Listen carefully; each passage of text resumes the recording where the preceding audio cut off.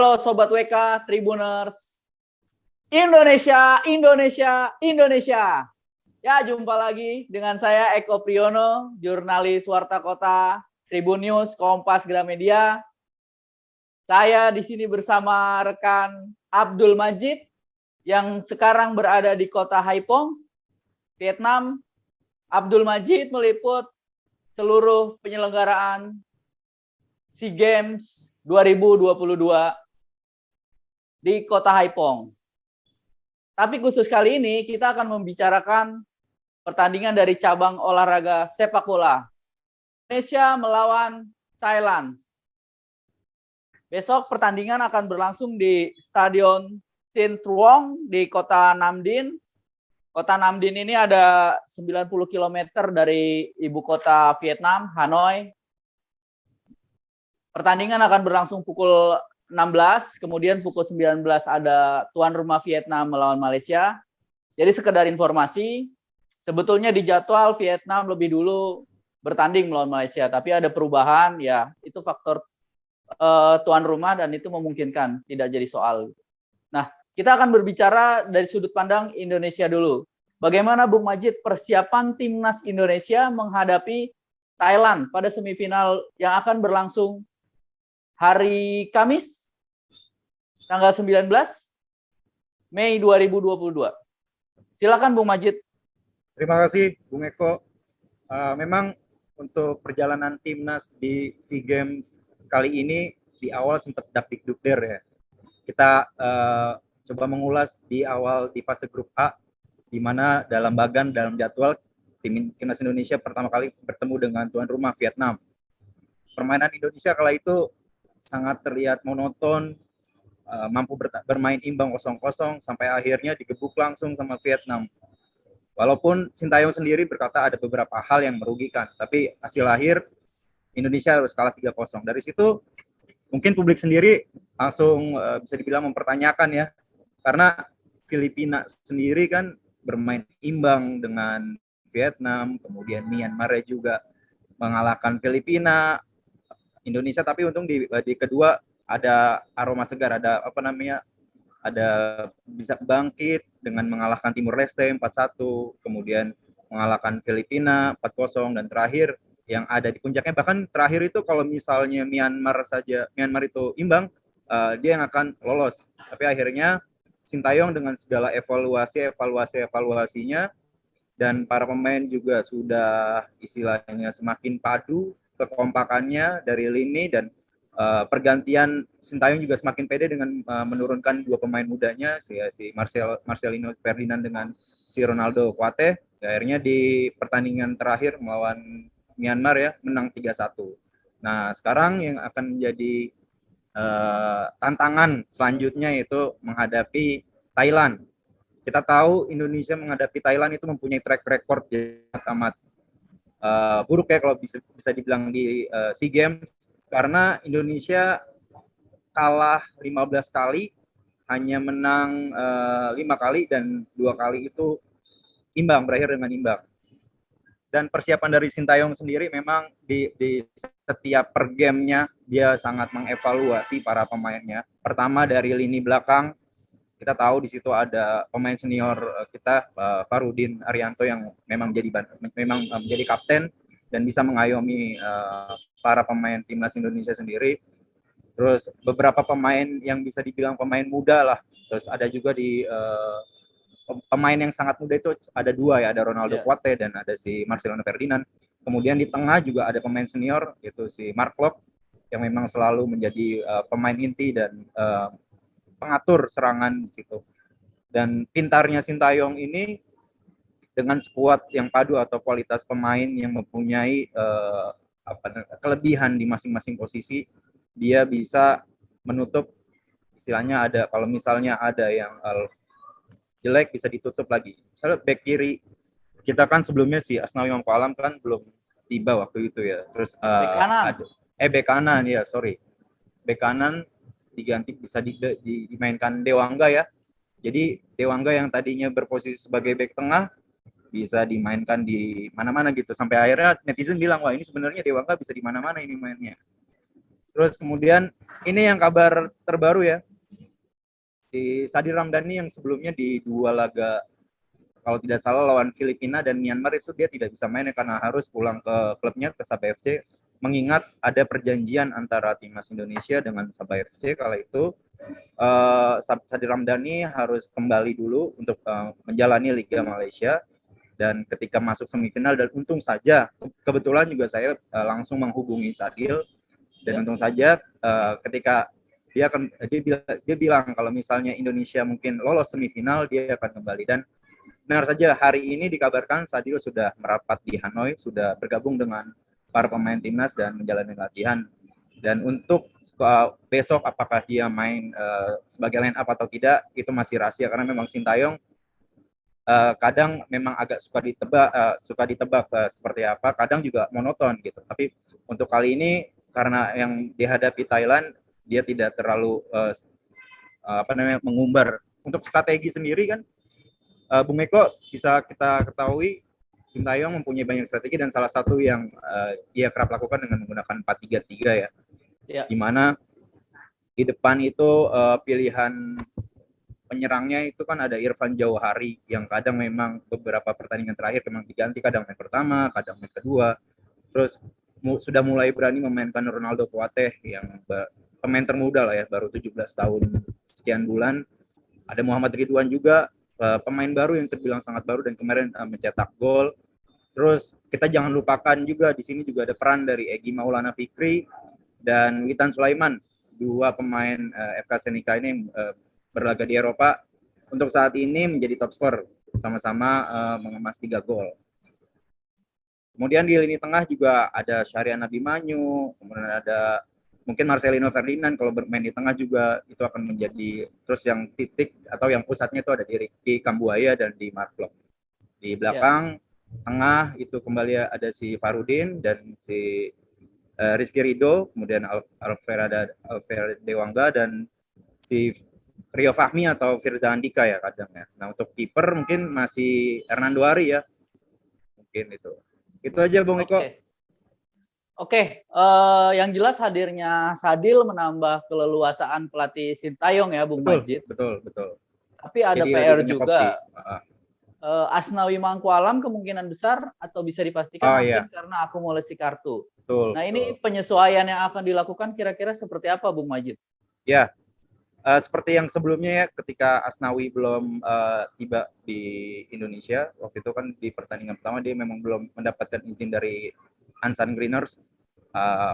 Sintayong mempunyai pilihan kalau tidak salah menaruh Dewangga atau Firza Andika. Di situ memang dua back sayap ini sangat kuat dan sangat bisa bermain. Ada juga Ilham Rio Fahmi. Kemungkinan pemain muda Persija ini akan kembali diturunkan oleh Sintayong. Sekaligus Sintayong juga pernah berkata kepada kita semua bahwa pemain-pemain muda di Indonesia itu seharusnya mendapatkan kepercayaan sehingga mereka akan tumbuh optimismenya dan permainannya akan keluar dibanding mereka yang harus selalu dicadangkan atau tidak dikasih kepercayaan sekalipun. Itu secara psikologi juga akan terpengaruh. Nah ini Sintayong, hebatnya Sintayong, dia bisa melihat potensi pemain-pemain muda Indonesia, dan prediksi saya sih Ilham Rio Fahmi akan kembali diturunkan, entah akan menjadi starter atau pemain pengganti. Rio lagi ya, kemungkinan Persija. Kemungkinan Mania akan bersorak untuk Rio nih Bung Majid. Betul. Mudah-mudahan dia bisa konsisten menjawab kepercayaan Sintayong, Bung Majid. Nah, Bung Eko, kalau dari segi lawan Thailand nih gimana nih Bung Eko? Sebelumnya sih prediksinya kan seharusnya lawannya Malaysia ya. Tapi kita nggak tahu apa yang terjadi. Aduh, ya, oke. Malah jadi keinginannya Park Hang-seo ya, pelatihnya dari Vietnam, terkabul, dia bertemu dengan Malaysia bukan bertemu dengan Thailand.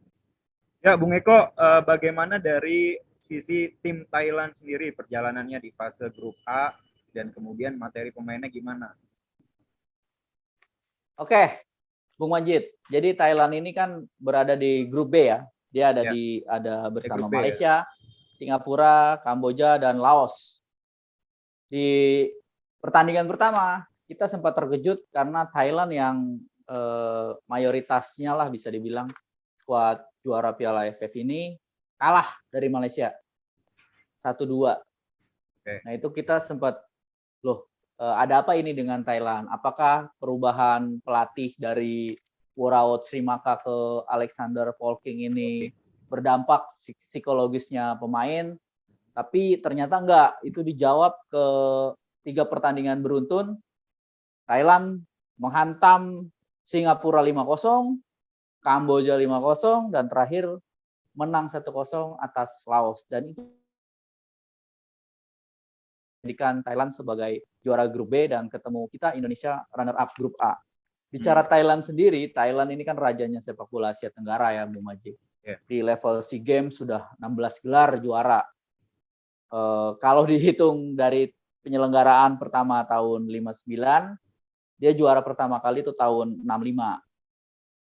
Kemudian berturut-turut 1975, 81, 83, 85, 93, 95, 97, 99, 2001, 2003, 2005, 2007, 2013, 2015, 2017. 2017 itu gelar terakhirnya. Nah, kemudian setelah itu Vietnam yang menjadi juara bertahan. Artinya mau bagaimanapun Thailand punya pengalaman, punya mental juara, punya modal lah. Modal untuk bikin Indonesia terluka lagi nih. Setelah final Piala AFF kita kalah ya, baik di sepak bola atau di futsal. Nah, untungnya tadi siang, hari ini Rabu 18 Mei 2022, timnas futsal kita nggak kalah nih. Tadi hasil 1-1 dan masih berpeluang untuk merebut medali emas meskipun harus bergantung kepada hasil dari Vietnam lawan Thailand dan hasil-hasil tim yang lain gitu. Tapi istilahnya kans itu masih ada, masih terbuka. Kemudian bicara materi ya, materi tim. Nah, yang perlu diwaspadai dari timnas Thailand ini adalah menurut saya strikernya.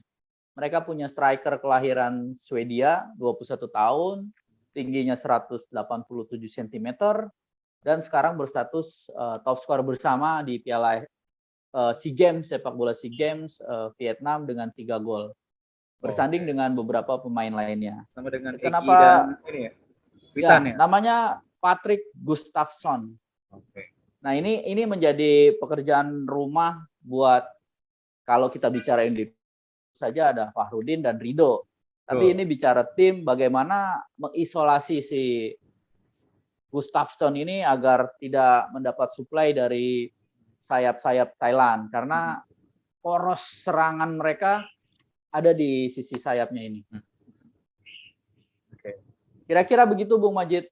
Iya, Bung Eko, kalau bisa kesimpulan saya pribadi sih kalau di SEA Games kali ini mungkin yang sangat berpeluang besar untuk merebut juara tuh ada 3 ya. Kita kesampingkan Malaysia karena ini analisis dari saya dan melihat dari perjalanan pertandingan di fase-fase grup, Indonesia ingin menjuarai di SEA Games kali ini karena 31 tahun silam ya, 91, dan ini setiap SEA Games tahun-tahunnya ini harus juara, pemerintah juga menargetkan harus juara.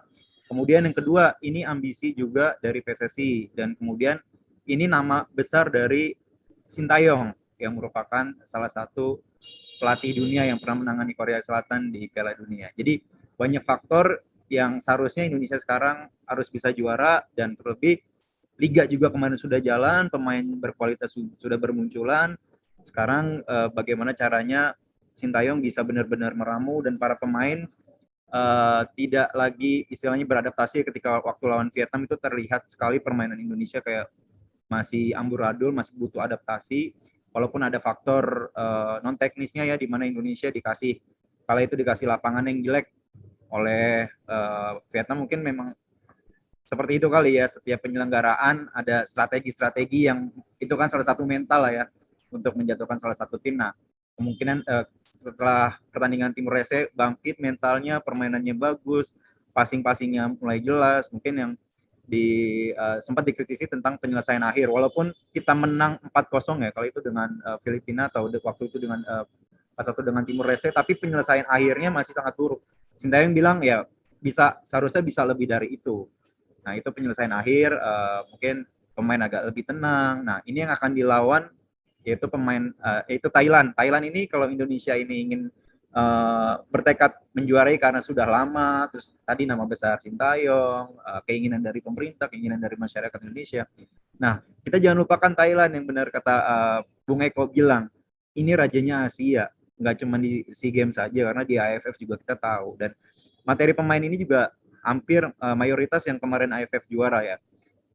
Jangan kita lupakan juga kalau Thailand itu mempunyai permainan yang mungkin kalau bisa dibilang ya kaki ke kakinya ala tiki takanya Barcelona, kadang kalau keluar itu bisa bikin patah pinggang pemain kita ya. Mungkin itu jadi PR juga akan dievaluasi, dan Sintayong memang ingin pemainnya itu kerja keras ketika dalam bertahan mereka bisa balik secara serentak, dan ketika menyerang secara serentak. Memang Sintayong kan tipikal pelatih yang menguras dengan latihan fisik baru teknik kan gitu.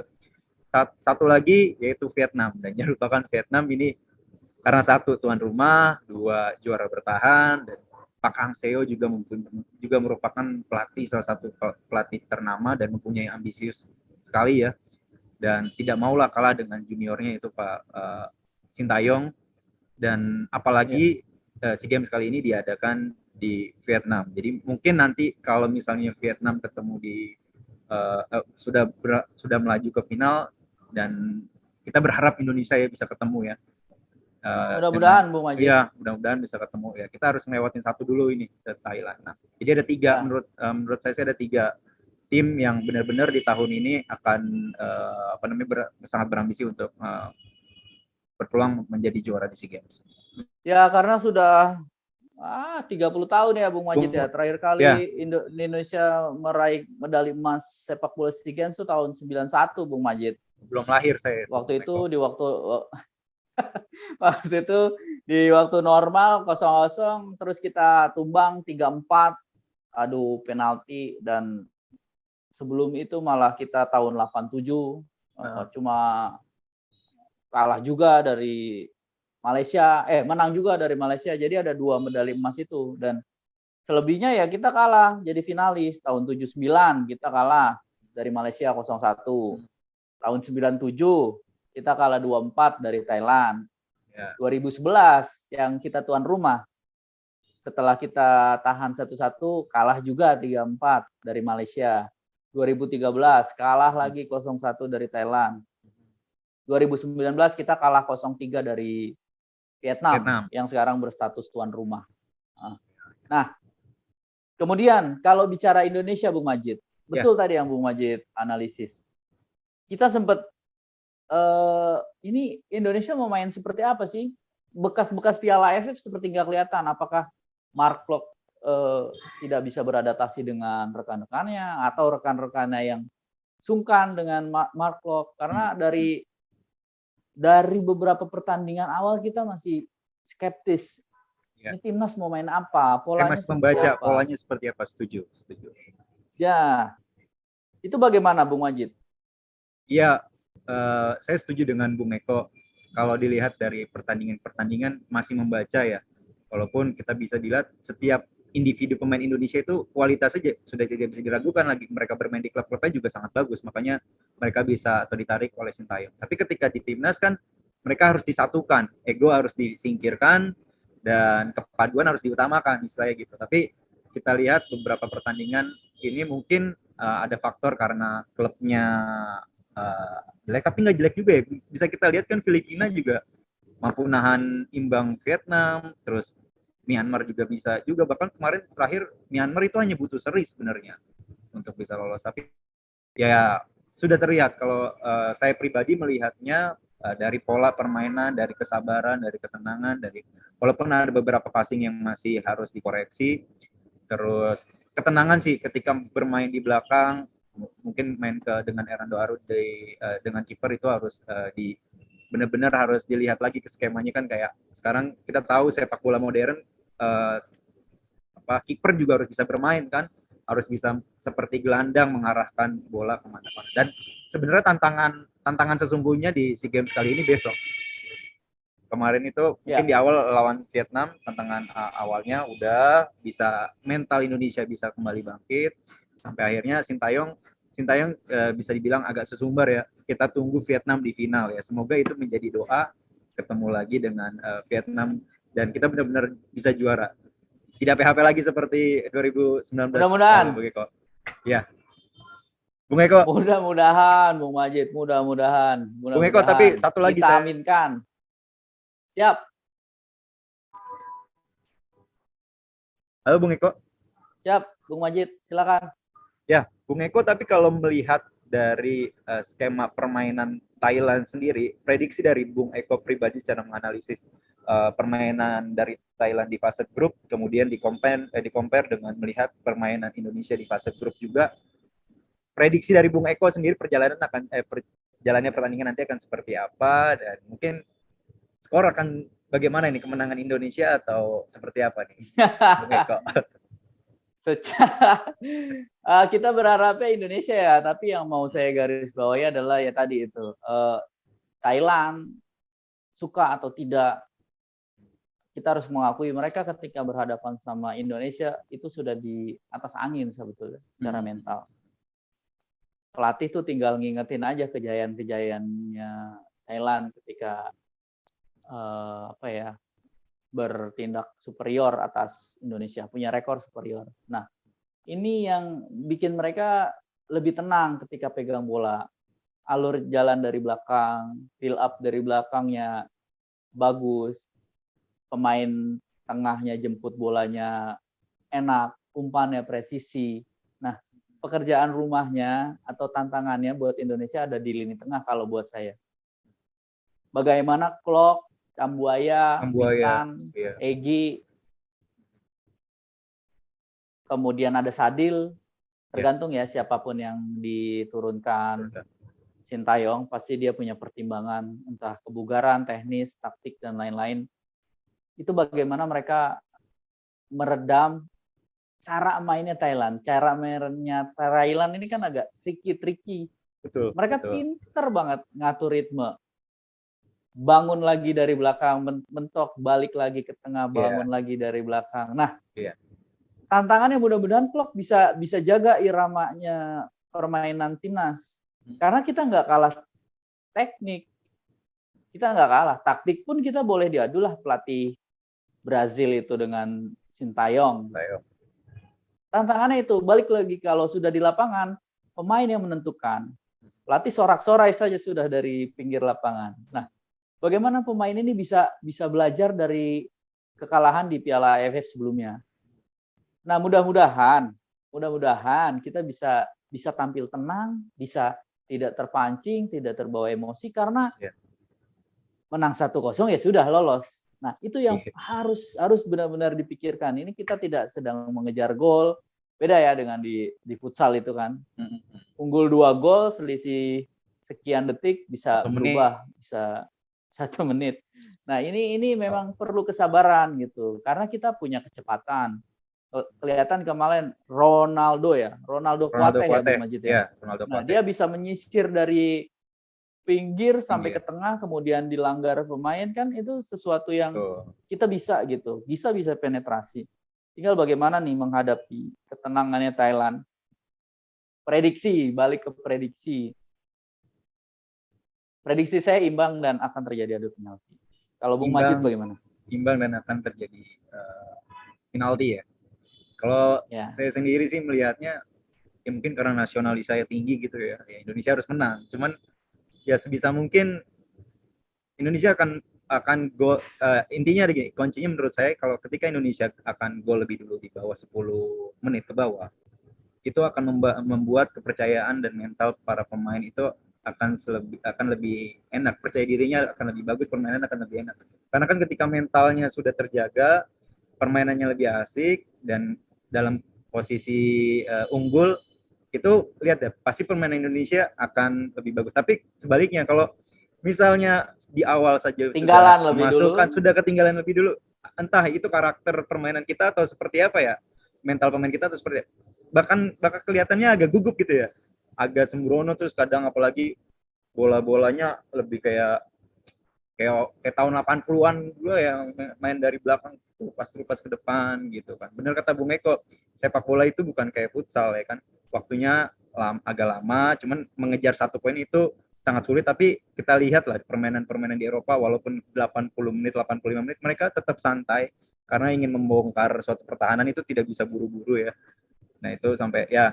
Jadi kuncinya sih kalau menurut saya Indonesia pasti akan menang ketika para pemainnya bisa menguasai dirinya dia sendiri terus bisa gol di awal. Gitu aja. 90 menit Indonesia akan menang. Ya. Mudah-mudahan tidak perpanjangan dan penalti Ya. karena kalau penalti Thailand bawa kiper veterannya nih, Bung Majid. Kawin. Si Kawin. Tamsat Chanan. Nah, ini dia nih. Dewa Kawin, penalti pemain Dewa penalti. Dan namanya penalti, kita kalau main bola tarkam saja pun atau main bola antar teman di komunitas kita, penalti itu sesuatu yang gimana begitu. Di tangan Tuhan lah ya.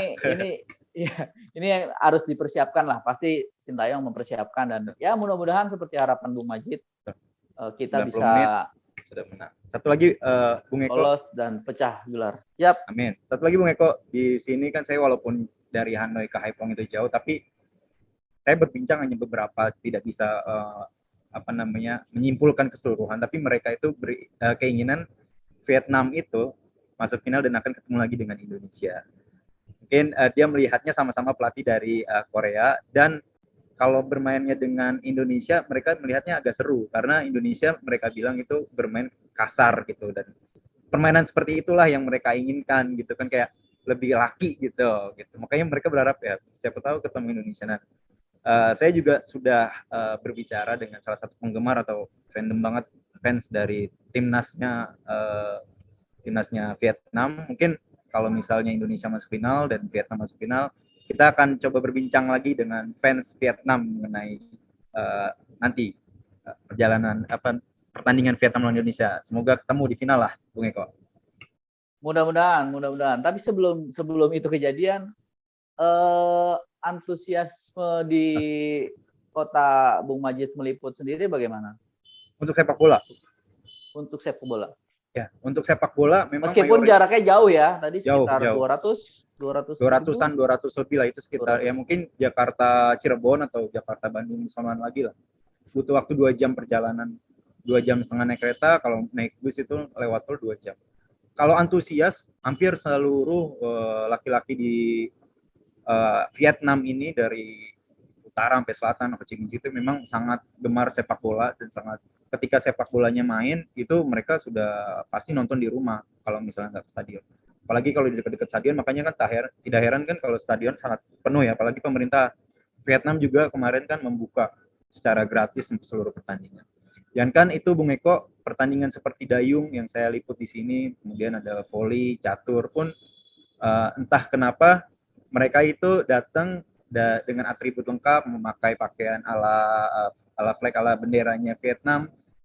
Ya mereka datang gitu karena saya cari tahu ternyata Vietnam itu mempunyai nasionalisnya sangat tinggi dari rakyatnya, karena kita tahu kan negara Vietnam ini dari mana gitu. Jadi rakyat-rakyatnya ini sangat membela sekali ketika negaranya bermain.